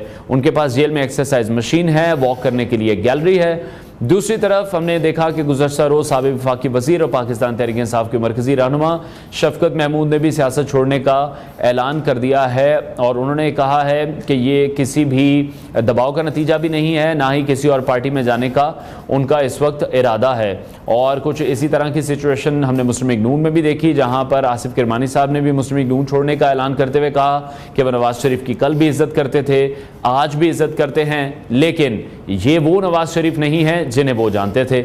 आसिफ किरमानी ने कहा कि मुस्लिम लीग नून में पीपल्स पार्टी और जमात इस्लामी के बंदे आ चुके हैं, ये नून लीग के चेहरे नहीं हैं। उनका ये कहना था कि अपना घर छोड़ते हुए तकलीफ तो उन्हें बहुत ज़्यादा हुई है क्योंकि उन्होंने अपने एक वफादार साथी को पीछे छोड़ दिया है। मुस्लिम लीग नून में अब गैर संजीदा और नालायक लोग आ चुके हैं। आसिफ किरमानी ने कहा कि लग इस तरह से रहा है कि नवाज शरीफ को बेबस कर दिया गया है। नवाज शरीफ का मैं पहले भी एहतराम करता था, आज भी करता हूं और करता रहूंगा, लेकिन ये वो नवाज शरीफ नहीं है जिन्हें वो जानते थे। उन्होंने कहा कि मैं किसी भी पार्टी को ज्वाइन नहीं कर, पैदाइशी मुस्लिम लीगी हूं और मुस्लिम लीगी घराने का मेंबर बनकर ही मरना चाहता हूं। 18-20 साल हमने देखा कि मुस्लिम लीग नून को देने के बाद उन्होंने कहा कि मैं नवाज शरीफ का बहुत करीबी साथी रहा। मियां साहब को मैं यही कह रहा हूं कि जब आप पब्लिक में जाएंगे तब आपको पता लगेगा कि सब अच्छा नहीं है, हकीकत का अंदाजा आपको उस वक्त होगा। सीनियर तजियाकार आमिर इलियास राणा साहब ने हमें ज्वाइन किया, उनसे इस हवाले से मजीद बात करेंगे। आमिर साहब बहुत शुक्रिया आपके वक्त के लिए। इसी से स्टार्ट करते हैं। आसिफ किरमानी साहब की जो स्टेटमेंट है, मुस्लिम लीग नून तो उन्होंने छोड़ दी, लेकिन जो बातें उन्होंने की हैं कि नवाज शरीफ इस वक्त उन्हें बेबस दिखाई दे रहे हैं, ये वो पहले वाले नवाज शरीफ नहीं हैं। क्या किस कॉन्टेक्स्ट में आपको लगता है कि ये बात उन्होंने की होगी? और जिस तरह से वो ये कह रहे हैं कि पब्लिक में जाएं, पब्लिक का रिएक्शन देखें, आपको हकीकत का अंदाजा तब होगा। जी बहुत शुक्रिया। आसिफ किरमानी साहब से हमारे भी बड़े अच्छे ताल्लुकात हैं और एक दौर में इनका जाहिर है ये नवाज शरीफ साहब के सेक्रेटरी थे, सारा वक्त साथ होते थे। और आज नवाज शरीफ अगर इनसे नहीं मिल रहे तो ये कल किसी और को अपनी मर्जी के अलावा नहीं मिलने देते थे। ये हमारा मसला होता है कि जब हम किसी शख्स, वो अपोजिशन लीडर हो या वजीर आजम हो, जब हम उसके साथ होते हैं तो हम चाहते हैं कि सिर्फ वही लोग मिलें जिसे हम चाहते हैं। तो अब एक ऐसे वाक़े के बाद जो इनके साथ पेश आया था और पीटीआई के दौर में, उसके बाद से ये नवाज शरीफ से दूर होते चले गए। वो एक वीडियो चली थी इनकी, बस इतना ही काफ़ी है। उसके बाद से ये दूर थे और हर एक शख्स का अपना हक है कि वो फैसला ले कि वो कब पार्टी में रहता है उसे, और पार्टियों का अपना फैसला होता है कि कब किसी को फारिग करना होता है। मुशाहिद हुसैन सैयद 6 साल मुस्लिम लीग के सेनेटर रहे, लेकिन आप देख लें कि उन्होंने एक मुसलसल चुप रखी। वो इंटरनेशनल अफेयर्स पे बात करते थे, पाकिस्तानी पॉलिटिक्स पे बहुत कम। पाक चाइना उनका इंस्टीट्यूट था, वो उसी हवाले से सरगर्म रहे। Standing committee foreign relation senate के चेयरमैन रहे। वो घूमते फिरते रहे, लेकिन अपनी पार्टी के लिए वो कभी करीब ना हो सके। उनका पहला ख्याल ये था कि शहबाज शरीफ को वज़ीर आज़म 2018 में हमें बनवाना है, जो ना बन सके। और उसके बाद से वो अब खैराबाद ही कह गए और बातें भी वो बड़ी अच्छी करते हैं। इसी तरह आसिफ किरमानी साहब हैं, आपके और हमारे लिए, मीडिया के लिए वो हॉट केक बने रहेंगे कि क्या वो इंटरव्यू देते हैं, कब देते हैं। बहुत सारी चीजें जाहिर है जब इंसान साथ होता है। बहुत अच्छी बात होती है कि ग्रेस के साथ कोई रुखसत हो, सेनेट का टिकट ना मिलना, ये भी एक बड़ी वजह होती है कि अब क्या किया जाए। तो ठीक है, ये उनकी मर्जी है, वो जो भी बयान दें। मेरा नहीं ख्याल कि किसी भी चीज से नवाज शरीफ इल्म में नहीं है या ला ताल्लुक है। खामोश रहना उनकी हिकमत अमली है, उस पर हम सब बात कर सकते हैं कि वो क्यों नहीं बोल रहे, कब बोलते हैं, क्या बोलते हैं।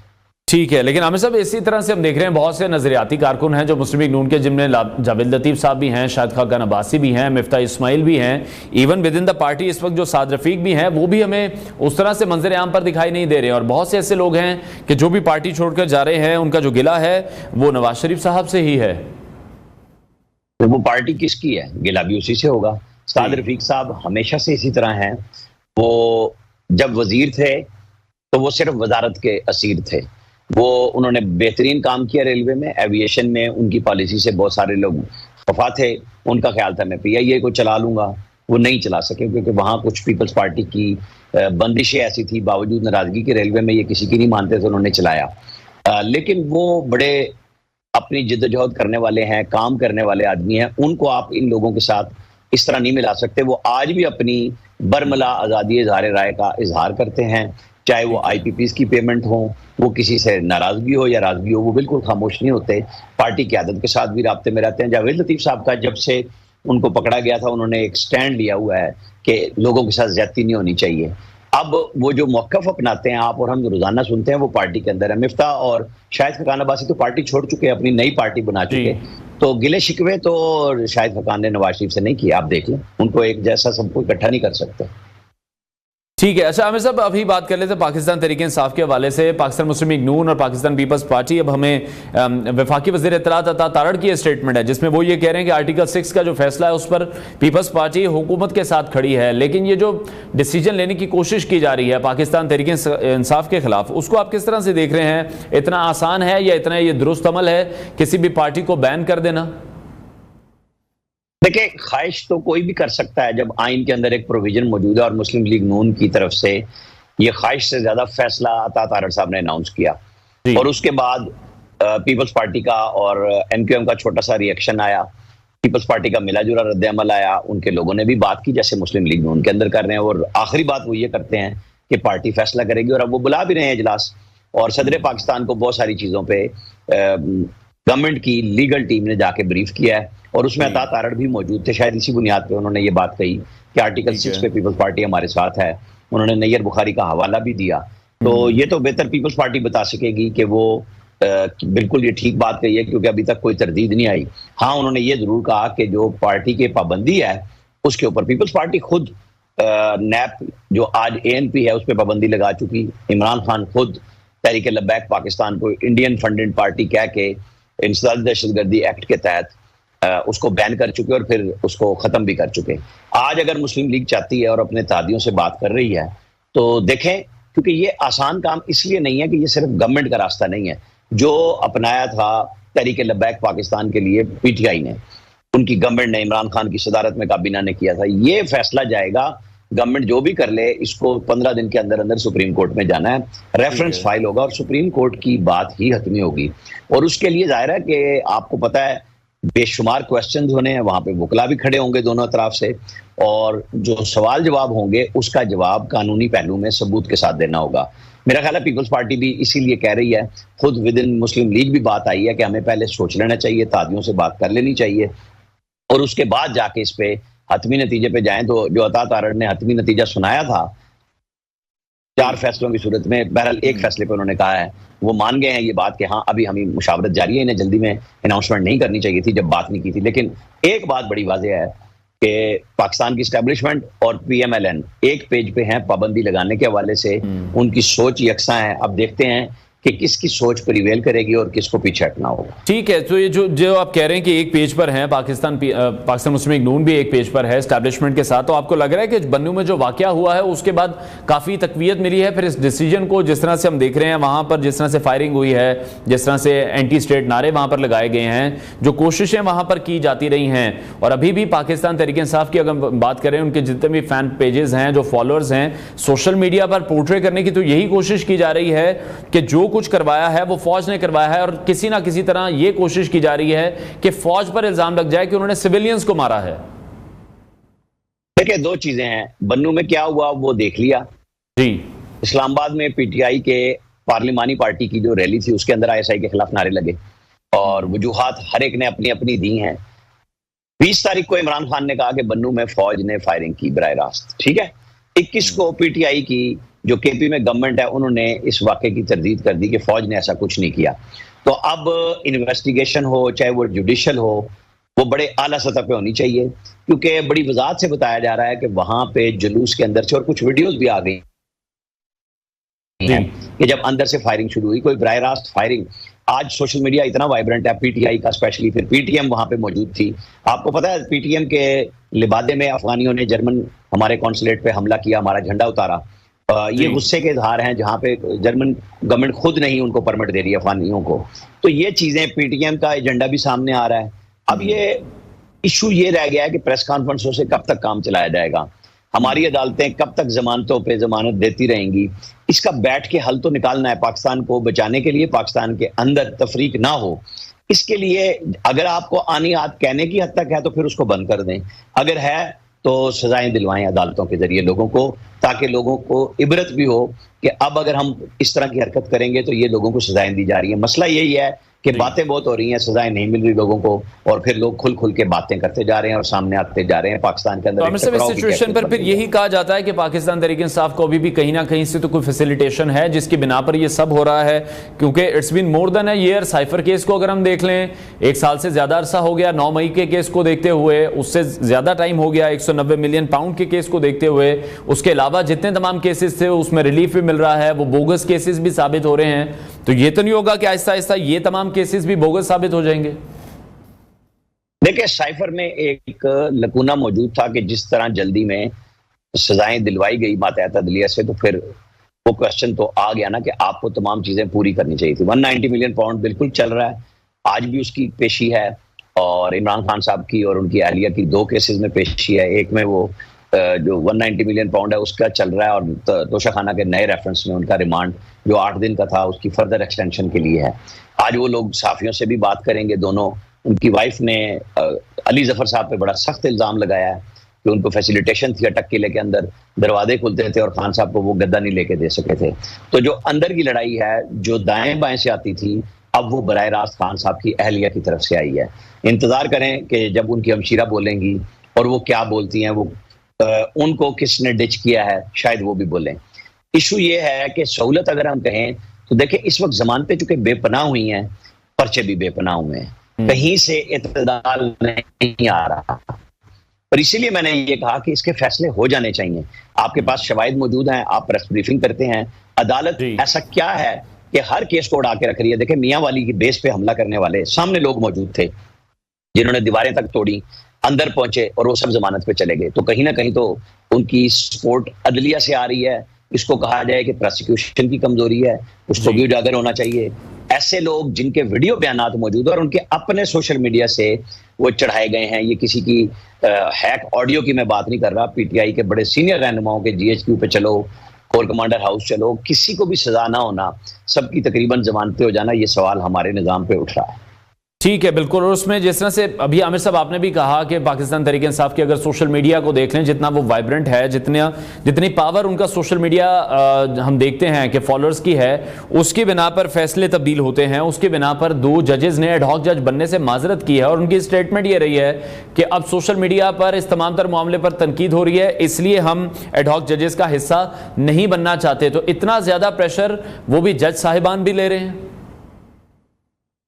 बहुत सारे फैसलों में भी हमें प्रेशर लेने का नजर आ रहा है। हमें रिमार्क्स मिलते हैं जज साहिबान के, जो सुनते कहते आते आए थे कि जी वो सिर्फ फाइल देखते हैं, कानून देखते हैं, वो तो पूरा सोशल मीडिया के ऊपर उनके साथ मिलकर तबसरे कर रहे होते हैं। ये उनकी राय है, उनको इम्यूनिटी हासिल है, वो जो चाहे करें, लेकिन इस मुल्क के लिए सबको मिलकर करना होगा, क्योंकि हम बहुत मुश्किल में आ गए हैं। बहुत सारे लोगों को उठाया जा रहा है, बहुत सारे लोग पकड़े जा रहे हैं। किसी पे ये इल्जाम है कि वो पाकिस्तान की सालिमत के खिलाफ चल रहा है, किसी पे ये है कि जिसे जानबूझ के निशाना बनाया गया है। बहुत चीजें देखें, अमेरिका, बरतानिया सब ने असम्बली ट्रायल्स किए, 18-18 साल कैपिटल हिल पे और लंदन राइट्स पे सजाएं दी गई। हमारे यहाँ तो जमानत के अलावा कुछ नहीं। आखिर कुछ तो गड़बड़ है, उसको देखना चाहिए। ठीक है। और आमिर साहब, जिस तरह से अभी अगर मौजूदा हुकूमत की हम बात करें, लास्ट कमेंट में मैं आपसे चाहूँगा इस हवाले से कि मौजूदा हुकूमत ने, जब से हम देख रहे हैं कि वफाकी बजट आया है, एक टैक्सेस की भरमार है, महंगाई की लहर है, अवाम का ये भी गिला है कि जो फोकस है तमाम वजीरों का, मुशीरों का, ये फोकस है कि बानी पीटीआई के फैसले क्या आएंगे, पीटीआई को किस तरह से बैन किया जाए, लेकिन जो अवाम को आसानी देनी है उस पर कोई काम उस तरह से नहीं किया जा रहा। सिर्फ महंगाई की एक लहर है जो कि सिस्टम में रोज़ बरोज़ ऐड कर दी जाती है। हर 15 दिन बाद फ्यूल की प्राइसेस बढ़ा दी जाती हैं, बिजली की कीमतें तकरीबन हर हफ्ते बढ़ाई जा रही हैं। अब वो यही बताया जाता है कि आईएमएफ के कहने पर ये सब कुछ किया जा रहा है। देखें, जो चीजें आपने कही हैं इसमें कोई चीज ऐसी नहीं है जो जिसे मैं कहूं कि गलत है।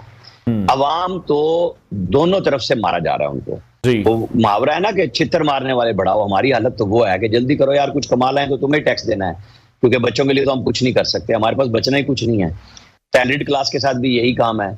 सारा आप 45% तक टैक्स लेने पे जा रहे हैं, बाकी 55% भी आप टैक्स में ले रहे हैं। तो कर क्या रही है स्टेट? पहले पीडीएम की जब गवर्नमेंट थी तो कहते थे हम स्टेट बचा रहे हैं। ओके जी, बचा लिया आपने, यार अब लोगों को भी बचा लें। आईपीपीज पे इतना इशू उठ रहा है कैपेसिटी पेमेंट के ऊपर, तो सिर्फ बयानात से नहीं, आप बताएं ना, गवर्नमेंट के जो कैपेसिटी चार्जेस हैं वो वापस करें। पाकिस्तान के अंदर जो मालकान है उनको लाइव बिठाएं कि जनाब आपने इतने सालों में इतने हजार अरब रुपए कमा लिए हैं, आपके प्लांट की कीमत इतनी थी। इन सबको अवामी प्रेशर से, इसमें चूंकि हुकूमतें सारी शामिल हैं जिन्होंने अपने अपने टाइम में कैपेसिटी पेमेंट की। अब तो कोई ऐसी गवर्नमेंट नहीं रही जिन्होंने इस गुनाह में हिस्सा नहीं डाला कि पेमेंट की गई हैं। नेगोशिएशंस पे इमरान खान के ट्वीट मौजूद हैं कि हमने बहुत अच्छा मैकेनिज्म बना लिया, हम कर रहे हैं सब कुछ भी ना हुआ। सैफुर रहमान जब एहतसाब के चीफ थे 97 में, बेनजीर भुट्टो की आईपीपीज की जो पॉलिसी थी 94 वाली, उसके खिलाफ उन्होंने लोगों को उठाया था।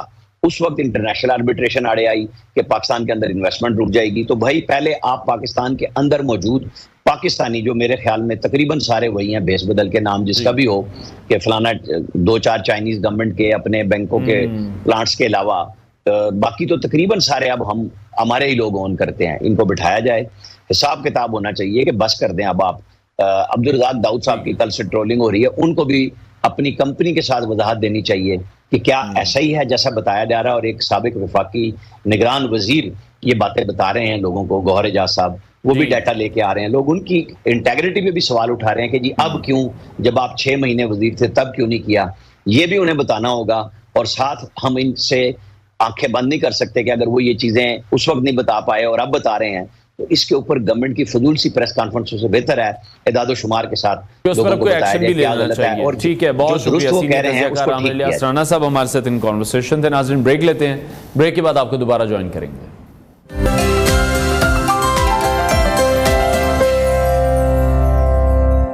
Welcome back to new Pakistan. नाज़रीन, पानी ज़िंदगी के लिए ज़रूरी है और पानी के बगैर ज़िंदगी का वजूद ही नामुमकिन है। इंसान खुराक के बगैर तो ज़िंदा रह सकता है, लेकिन हम पानी के बगैर नहीं ज़िंदा रह सकते। पाकिस्तानी कौम को पानी की किल्लत का सामना है और अगर इस हवाले से इकदाम ना किए गए तो फिर 2025 में पाकिस्तान को खुश्कसाली का सामना करना होगा। पानी के वसाइल ख़तरनाक हद तक कम हो रहे हैं और पानी की किल्लत के खात्मे के लिए हमें फ़ौरी इकदाम करने होंगे। हालिया दिनों में सेनेट कायमा कमेटी बराए माहौलियाती तब्दीली की चेयरपर्सन सेनेटर शेरी रहमान ने भी खबरदार किया था कि पाकिस्तान 2025 तक खुश्कसाली का शिकार हो जाएगा। उनका कहना था कि मुल्क में मानसून की गैर मामूली बारिशों की पेशगोई भी की गई है। सेनेट कायमा कमेटी बराए माहौलियाती तब्दीली के इजलास से खिताब करते हुए शेरी रहमान का मजीद कहना था कि बलूचिस्तान में पानी का शदीद बहरान पैदा हो रहा है और पानी की किल्लत के मामले पर हम वजारत आबी वसाइल और दीगर मुतल्लिका इदारों को भी बुलाएंगे। हमारे ग्लेशियर्स ग्लोबल वार्मिंग की वजह से तेज़ी से पिघल रहे हैं। उनका ये कहना था कि पाकिस्तान के समंदर की हदूद में प्लास्टिक का फजला डंप किया जाता था, जिस पर बतौर वजीर मैंने पाबंदी लगाई। सेनेटर शेरी रहमान ने कहा कि साल में 2 बार माहौलियाती तब्दीली के हवाले से अवामी समात का इनेकाद किया जाएगा। उन्होंने कहा कि कमेटी के अगले इजलास में national disaster management authority NDMA और महकमा मौसमियात से बारिशों और नुकसानात से निपटने के हवाले से हुकूमती इक़दामात पर ब्रीफिंग ली जाएगी। सेनेटर शेरी रहमान ने कहा कि तवानाई की मुंतकली पर एक खुसूसी इजलास बुलाया जाएगा। लॉस एंड डैमेज फंड के क़याम में भी पाकिस्तान ने कलीदी किरदार अदा किया है। वजारत के फैसलों का इतलाक सूबों पर नहीं होता। उन्होंने कहा कि मैंने बतौर वजीर सूबों की सलाहियत बढ़ाने के लिए वजीर आज़म के टास्क फोर्स के फोरम का इस्तेमाल किया। मेरी ये कोशिश होगी कि इस्लामाबाद से मुतालिक माहौलियाती तब्दीली के मसाइल को कमेटी में उठाया जाए। ताहम इस हकीकत से भी इनकार नहीं किया जा सकता कि पानी की कमी दूर करने के लिए हमें वसाइल पैदा करने की अशद ज़रूरत है। मुल्क की मईशत का जो ज़्यादा इन्हसार है वो दरियाओं और हमारे नहरी निज़ाम पर है। हमारे पास डैमों की तामीर के लिए भी सरमाया नहीं है। ताहम माजी में हमने ये देखा कि जो बड़े डैम्स हैं उनकी तामीर के लिए फ़ंड्स भी कायम किए गए थे, जिसमें दियामिर भाषा और मोहम्मद डैम के लिए भी हंगामी बुनियादों पर फंड्स मुहिम भी चलाई जाती रही हैं। लेकिन पानी के मसले पर पिछले 47 साल से मुजरिमाना गफलत का मुजाहरा किया जा रहा है। इसमें कोई दो राय नहीं है कि दुनिया में दर्जा हरारत में तेज़ी से इजाफा हो रहा है, जिसके बायस ग्लेशियर तेज़ी से पिघल रहे हैं और पाकिस्तान भी मौसमियाती तब्दीलियों का शिकार है। इस हवाले से मजीद भी बात करेंगे। वाटर अताताड़ मौजूद थे शजरकारी की मुहिम से, इस वक्त वो गुफ्तगू कर रहे थे। आपको अब लिए चलते हैं हम Arshad Abbasi water crisis expert की तरफ और उनसे इस हवाले से मजीद जानते हैं। अरशद साहब, बहुत शुक्रिया आपके वक्त के लिए। यकीनी तौर पर हम खुराक के बगैर तो जिंदा रह सकते हैं, लेकिन पानी के बगैर नहीं रह सकते। इस बात का हर किसी को इल्म है, लेकिन 2025 तक अब ये कहा जा रहा है कि पाकिस्तान को खुशहाली का अगर सामना करना पड़ सकता है तो फिर पेशगी इंतजामात पहले क्यों नहीं किए गए? खबर साहब, पहली तो बात यह है कि जो शेरी रहमान ने ये पता नहीं ये बात किस तरह कही है, ये मेरे ख्याल में किसी NGO की रिपोर्ट है कि 2025 में पाकिस्तान में वाटर क्राइसिस इस तरह इतना सीवियर रहेगा। ये बिल्कुल सरासर गलत बात है। ठीक है, मैं ये बताता हूँ कि नॉर्मली पाकिस्तान में जो क्लाइमेट चेंज को डील कर रहा होता है नॉर्मली NGOs कर रही होती है, इनका एक अपना सुपरफिशियल सा नॉलेज होता है। आपने अपनी दूसरी बात में इसी की शेरी ज़मान की कि बलूचिस्तान में वाटर क्राइसिस, आप यकीन करें कि गुज़िश्ता 10 साल से एक बहुत बड़ी तब्दीली वहाँ पे आई है बलूचिस्तान में। जैसे कि 2022 के फ्लड में कितने वहाँ पे 50 छोटे डैम ब्रीच हो गए थे, वहाँ बारिशें ज्यादा हो रही हैं। अभी भी आप देखेंगे तो कोसलमान इस रेंज में जैसे रोड बंद रही हैं, ये ग्राउंड रियलिटी हो रहा है, एक्चुअली हो रहा है। होता क्या है असल में, श्रीमान बड़ी अच्छी हमारी कोलीग भी है, हम उनको अक्सर बताते हैं देखें एडवोकेसी करना, ये बात करना आपके पास एक प्लेटफॉर्म है वो और बात है, लेकिन थोड़ा सा पढ़ लिया करें कि एक्चुअली रियलिटी क्या है। तो बार बार किसी पानी 2025 में खत्म हो जाएगा। मैं आपको एक और बात बता दूं साइंटिफिकली, पाकिस्तान वो ब्लेस्ड कंट्री है जिसके वाटरशेड में, इंडस के वाटरशेड में मैं कहता हूँ 20 साल तक शायद बारिशें ना हो, लेकिन यहाँ से पानी खत्म नहीं होगा। सबसे ज्यादा ग्लेशियर इसके वाटरशेड में। मैं आपको मिसाल देता हूँ, तो ये है कि हाल ही जो सैचन ग्लेशियर है उसका एक वॉल्यूम किया गया है 6000 कालाबार डैम के बराबर उसके अंदर हाल ही ग्लेशियर मैस है, जबकि पूरे साउथ एशिया में आप कह सकते हैं कि ब्रह्मपुत्रा, गंजीज, इसमें इतना ग्लेशियर मास है।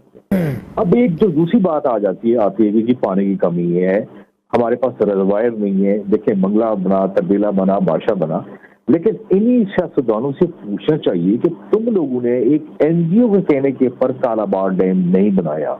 आज बात हो रही है पाकिस्तान में पावर क्राइसिस की। आप यकीन करें कि कालाबार डैम बना होता, आज बिजली हमारी 2 रुपए की होती। देखिए आज भी चेक करें, तकरीबन 5000 मेगावाट मिल रहा है हमें तरबेला से और मंगला से। इसकी कीमत कितनी है? 2 रुपए 10 पैसे, 2 रुपए 15 पैसे। बाकी जो सीक्रेट चाइनीज में कितने, ये 78। जो भी पाकिस्तान में हाल हुआ है, ये सिर्फ हमने एक काम किया कि टेक्निकल इश्यू को, इसी तरह की स्टेटमेंट है किसी एनजीओ ने कहा 1990 में कि जी इसके बड़े एनवायरमेंटल सीरियस इश्यूज आएंगे, और ये कहने के बाद उन्होंने क्या किया, धड़ाधड़ IPPs लगाए जिससे हमारे गैस के रिजर्व लिए हो गए। आज तक कभी किसी ने नहीं पूछा उस एनजीओ से कि ये बताइए एनवायरमेंट के ज्यादा डैमेज थर्मल पावर प्लांट से होता है या हाइड्रो पावर से होता है। अब आप देखिए कराची में हीट वेव, लाहौर, इस दफा इस्लामाबाद जैसे जहां मैं रहता हूँ, आप यकीन करें टेम्परेचर कहां से कहां गया। उसकी वजह क्या है? हमने धड़ाधड़ कोल पावर प्लांट लगाए, पानी को स्टोर नहीं किया। काश आज भी ये सियासतदान इस एक टेक्निकल इश्यूज को एक सियासी इशू ना बनाए। ये ऐसे ही है कि जैसे अल्लाह ना करे कि मैं और आप हॉस्पिटल में जाएं, कोई हमारा इशू हो बड़ा सीरियस, हार्ट का हो तो वहां सर्जन के साथ 2 काउंसलर भी ले आए कि पैसे ये बताएं। ये ठीक है अशरफ साहब, जिस तरह से आप ही ने कहा कि जो शहरी रहमान साहिबा कह रही हैं, ऐसा बिल्कुल भी नहीं है। उन्होंने ये भी कहा कि बलूचिस्तान में भी पानी का शदीद बहरान है, तो कुछ और शहर भी ऐसे हैं जहां पर ऐसा किसी सिचुएशन का हमें सामना है। आपने ये तो कह दिया कि बलूचिस्तान में तो ऐसा कुछ नहीं है, किसी और शहर में कोई ऐसा खतरा है? मैं कह रहा हूँ जी, आप अपने ही न्यूज चैनल्स की लास्ट 10 डेज की रिपोर्ट देख लें। अभी कितनी बलूचिस्तान KPK रोड बंद थी, क्यों थी? वहां पे बारिशें ज्यादा हुई हैं। पिछले साल वहां रेनफॉल का ट्रेंड लास्ट 10 ईयर से तब्दील हो गया, एक बात क्लियर है। बल्कि वहां पे हमारे पास जो छोटे डैम है और हमें वाटर स्टोरेज की लाजमी चाहिए, इसलिए कि हमारी आबादी बढ़ रही है। हमने आगे एग्रीकल्चर देखे, इन लोगों को कोई जॉब देनी है, सबसे बेहतरीन तरीका क्या है? एग्रीकल्चर। फूड सिक्योरिटी का जो बेसिक है वो वाटर सिक्योरिटी किस तरह? डैम बनाने पड़ेंगे। देखिए अगर आज हमारे पास बड़े डैम बने होते तो ये बिजली के लिए जो अवाम बिलक रहे हैं, और मैं अल्लाह ना करे पाकिस्तान किस तरफ जाएगा। जब आपको अगस्त के शुरू में जो बिल मिलेंगे, जो हमने IPPs लगाए, ये जो कोल पावर प्लांट लगाए, जो सीपेट की बंद पड़े हुए हैं, यूनिट है बंगला, तरबेला, गाजी, बरोथा कितने का है? हम तो वो बदकिस्मत कौम है कि हमें जाली लोगों ने मारा है, जाली पीर होते। हमें कोई भी हमारी जो स्टडीज है ना, ये साइंटिफिक बेस पे होती ही नहीं है। लेकिन अरशद साहब एक जो बुनियादी बात है, जो कि ऑब्वियसली आम इंसान भी ये सवाल पूछता है कि डैम्स बनाने में हम हिंदुस्तान से इतने पीछे क्यों हैं? बहुत से ऐसे डैम्स हैं जिन पर डैम फंड्स के हवाले से बात की गई है। चाइना की तो खैर हम बिल्कुल मिसाल नहीं दे सकते, वो तो हमसे बहुत आगे हैं। बट अगर हम अपने हमसाया मुल्क हिंदुस्तान की बात करते हैं, जो कि हमारे साथ ही आज़ाद हुआ था, मानसून की फिर जब भी बारिशें होती हैं तब हम देखते हैं हिंदुस्तान की तरफ से पानी छोड़ा जाता है, पाकिस्तान में सैलाबी सूरत हाल हो जाती है। तो इस हवाले से आप क्या समझते हैं, पानी को स्टोर करने के लिए फिर प्लानिंग हमारी प्रॉपर क्यों नहीं है? आप देख लें कि जो दरिया वहां से आ रहे हैं, दरिया सिंध आ रहा है, चनाब आ रहा है, झेलम आ रहा है। अभी भी हमारा इंडस वाटर कमीशन 2 डिवीजन लगा के है, वहां पे डैम पर डैम बनाए जा रहे हैं वाटर स्टोरेज को। पता है कि उनकी आबादी बढ़ रही है, पानी की जरूरत है। हालांकि वहां पर कैपिटा पानी की अवेलेबिलिटी पाकिस्तान से कहीं ज्यादा है, लेकिन आप वहां पे डैम देखें, बड़े डैम 254 है वहां पे, जबकि हमारे यहाँ काउंट में 87 है टोटल। बड़े हमारे पास 2 ही हैं, मंगला और तरबेला। अभी नेमत बन रहा है और बादशाह बन रहा है। अभी इसमें कितना अर्सा लगेगा कोई पता नहीं। कालाबाड़ डैम को हमने सियासत की भीड़ पे चढ़ाया कि एनजीओ कहने के ऊपर, ये काम तो हमें करना चाहिए। वजह उसकी ये है कि जो लोग हमने ज़राई ज़मीनें आबाद करनी है सिंध में, पंजाब में, बलूचिस्तान में, देखिए अगर उसको पानी को उन ज़मीनों को नहीं मिलेगा तो क्या होगा, उन लोगों से लोग उठ के शहरों में आ रहे हैं, शहरों का इंफ्रास्ट्रक्चर बढ़ रहा है। अगर उनको घर की दहलीज में अगर पानी मिले तो वो क्या करेंगे, वो आपको वहां पे ज़राई जिनास पैदा करके देंगे। आज आप यकीन करें, आप जाएं मार्केट में, आप देखें कि आपके पास तकरीबन जो फ्रूट कितना ईरान से आ रहा है। अभी गंदम आपके यहाँ, आपको नहीं पता, आपने यूक्रेन से लेके आए थे। जी बिल्कुल। हमारी इसकी खुराक पूरी करना पाकिस्तान के लिए एक मास्टर प्लानिंग की जरूरत है, जिसके लिए पहली बुनियादी शर्त पानी के पानी बारिशें तो हो रही हैं, लेकिन हमारे पास कोई स्टोरेज का कोई तरीका है? जवाब है नहीं। देखिए आपके सामने, आपने शायद सब मीडिया ज्वाइन किया, 2022 में कितना डैमेज हुआ है, 32 अरब डॉलर का हुआ है फ्लड की वजह से। लेकिन पानी को स्टोरेज के लिए फिर भी हम देख रहे हैं कि कोई ऐसी प्लानिंग नहीं, मौसम प्लानिंग हुकूमत के पास मौजूद नहीं है। बहुत शुक्रिया water crisis expert Arshad Abbasi हमारे साथ इन कॉन्वर्सेशन थे। नाज़रीन, प्रोग्राम का वक्त खत्म हुआ है, इंशाल्लाह कल फिर आपसे मुलाकात करेंगे। अपना बहुत सारा ख्याल रखिए, इजाज़त दीजिए, अल्लाह हाफ़िज़।